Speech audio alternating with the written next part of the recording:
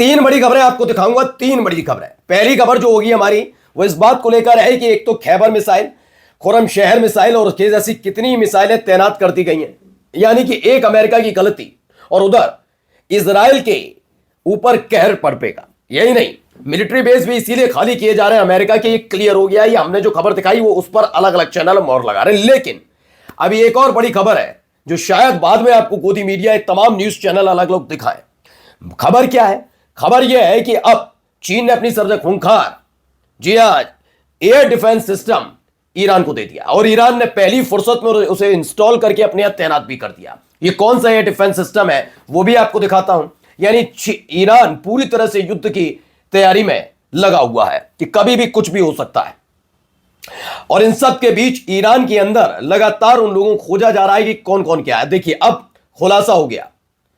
क्या उस खुलासे के बाद भी कोई ये कहेगा कि ईरान जो कर रहा है वो गलत कर रहा है? क्यों? क्योंकि ईरान के अंदर इजराइल के वो लोग जो अलग अलग न्यूज चैनल में काम करते थे या फिर पत्रकार के तौर पर वहां स्थापित हुए और उसके बाद वो ईरान की खुफिया जानकारी पहुंचा रहे थे। इसको लेकर तो खुलासा हुआ ही हुआ। जाते जाते आपको खबर भी दिखाऊंगा कैसे मिडिल ईस्ट के अलग अलग देशों के लिए ईरान की तरफ से ऐलान है, वो उनसे दोस्ती ही रखना चाहते हैं, लेकिन उनके टारगेट पर सिर्फ और सिर्फ अमेरिका का मिलिट्री बेस है। जी हां, नमस्कार, मैं हूं प्रज्वल गौतम और आप देख रहे हैं टाइम्स एक्सप्रेस। सबसे पहले शुरुआत इस खबर के साथ, जरा ये देखिए, ये एक वीडियो निकलकर सामने आई। वीडियो देखिए पहले। HQ-9B surface-to-air missile system, now in Iranian hands. Beijing has delivered advanced HQ-9B air defense systems to Iran.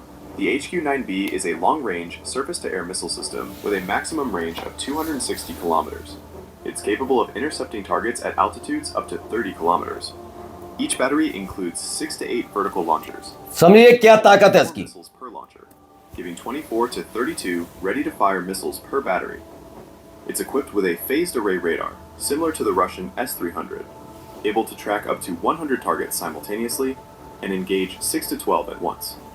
The missile uses a dual-mode seeker, active radar guidance, and passive infrared, making it effective against stealth aircraft, cruise missiles, and ballistic threats. तो चलिए मैं बता देता हूं इसमें क्या बताया गया है। ईरान ने चीन के HQ-9B air defence missile system को हासिल कर लिया। रिपोर्ट्स के मुताबिक ईरान ने हाल के 12 डे युद्ध, यानी कि 12 दिन का जो युद्ध चला उसे और उसके स्थिति के बीच चीन से HQ-9B लॉन्ग रेंज सतह से वायु SAM मिसाइल बैटरियां प्राप्त की, जो उसके हवाई रक्षा नेटवर्क को मजबूत कर सकती हैं। इस प्रणाली को चीन की उन्नत वर्जन के रूप में देखा जा सकता है और ये क्रूज मिसाइलों, ड्रोन, लड़ाकू विमानों और अन्य हवाई लक्ष्यों को लक्ष्य करने यानी टारगेट करने में सक्षम है। यानी अगर अमेरिका की तरफ से कुछ किया भी गया तो उसके मारक क्षमता के लिए तैयार बैठा हुआ है ईरान। ईरान ने कहा हम पूरी तरह तैयार है, अब देखा जाएगा जो होगा। उस लिहाज से तैयारी करके ईरान बैठा हुआ है। लेकिन क्या ईरान की इतनी तैयारियां काफी हैं? क्यों कह रहा हूं? क्योंकि दूसरी तरफ अब आपको दिखाता हूं कि मिडिल ईस्ट के तमाम देश, क्योंकि कतर से तो अपना मिलिट्री बेस खाली करके चला गया अमेरिका, लेकिन अब इसके अलावा भी खबर निकल कर आई है। अमेरिका मिलिट्री बेस खाली करके गया है। क्या खुद अपनी मर्जी से गया या फिर वहां जिन जिन देशों में बना हुआ है उनकी वजह से उसे जाना पड़ा? तो उसका जवाब इसमें है, जरा सुनिए। ترامپ اینا گفته ببینید من نمیخوام یه جنگ طولانی بکنم، من یه حمله بیشتر نمیخوام بکنم، کوتاه مدت. خب آقای ترامپ، تو فکر کردی ما بعد از اینکه یه حمله کوتاه مدت کردی دوباره تقاضای آتش بس میخوای بکنی؟ حتما بعد فکر میکنید ایران این بارم آتش بس رو قبول میکنه؟ من همینجا عرض میکنم امیدوارم حرفای من این آقای ترامپ بشنوه. آقای ترامپ، سال دوم جنگ ما راه افتادیم.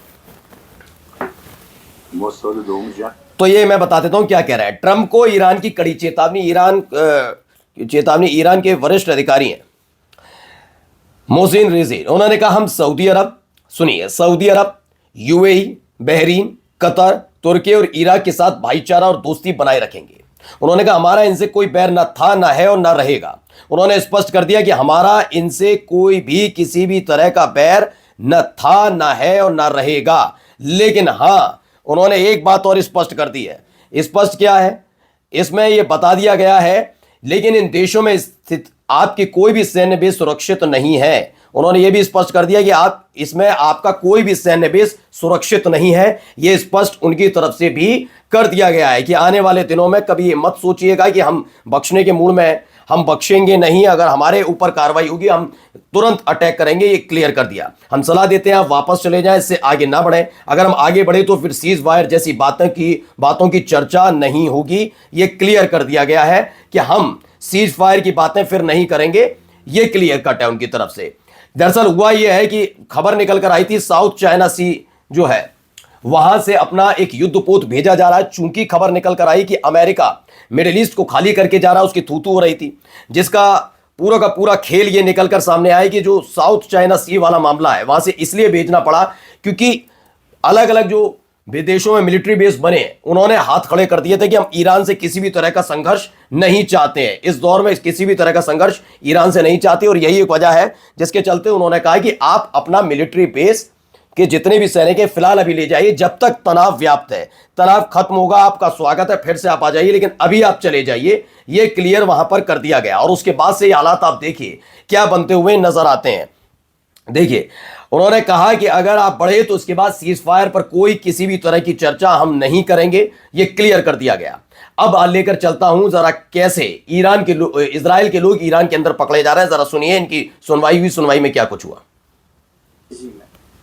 تو تمام کانال‌های اسرائیل عضویت داره، به خود نتانیاهو پیام داده. این نفر از طریق فضای سلطنت طلبی آشنا میشه با رژیم، به رژیم وصل میشه. همه اینا رو میگه همه اینا رو میگه، یعنی میگه من پیام دادم فلان کردم فلان کردم. ارزم به حضورش تو جنگ 12 روزه خیلی فعال بوده.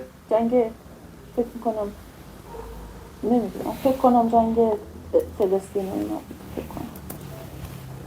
یعنی از زمانی که رژیم صهیونیستی علیه غزه شروع کرد شما از اون شروع کردید؟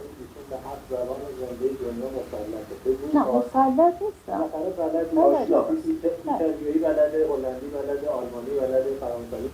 चलिए मैं बताता हूं क्या कह रहे हैं। ईरान के मुख्य न्यायपालिका प्रमुख के सामने एक मीडिया में काम करने वाली महिला को पेश किया गया। ये मोसाद एजेंट निकली है, मोसाद की। इससे पहले भी एक हंडाला ग्रुप जो है इनका काम करता है, हैकिंग ग्रुप है, हैकर ग्रुप है, उसने भी खुलासा किया था कि जो ईरान है, ईरान के अंदर कई इजराइल के मोसाद के एक्टिव थे, और उनमें से मोसाद का एक का उसका नाम पता सब कुछ उजागर कर दिया कि ये वो व्यक्ति है जो दंगों के पीछे था। अब देखिए महिला भी पकड़ी गई, ये मोसाद एजेंट निकली। ये 7 लैंग्वेजेस यानी 7 भाषाओं को जानती है और लगभग सभी इजरायली चैनल्स का हिस्सा रह चुकी है। ये नेतन्याहू तक को व्यक्तिगत संदेश भेजती थी कि ईरान के अंदर क्या क्या चल रहा है, यानी इसके पीछे पूरी तरीके से इजराइल का हाथ निकलकर सामने आ रहा है जो दावा है। और यहां पर भी देखिए एक वीडियो, जरा पहले ये वीडियो देखते चलिए।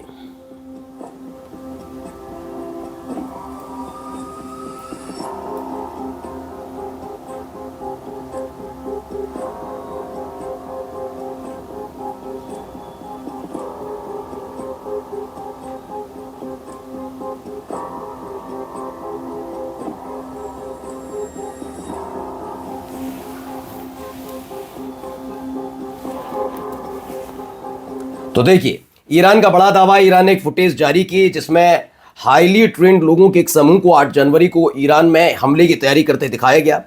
ईरानी दावे के मुताबिक ये लोग संभवतः मोसाद से जुड़े हो सकते हैं। फुटेज में हथियार लोड करना, कपड़ों के नीचे अग्नेयास्त्र छिपाना और सैटेलाइट कम्युनिकेशन का इस्तेमाल दिखाया गया है, जिसे विदेशी खुफिया एजेंसियों से जुड़ा बताया जा रहा है। आप अंदाजा लगाइए कि क्या क्या वहां पर हो रहा था। ये सारे दंगाई किसके इशारे पर काम कर रहे थे अब बताने की जरूरत नहीं। यही वजह है कि अमेरिका और इजराइल घबराया हुआ है। नमस्कार।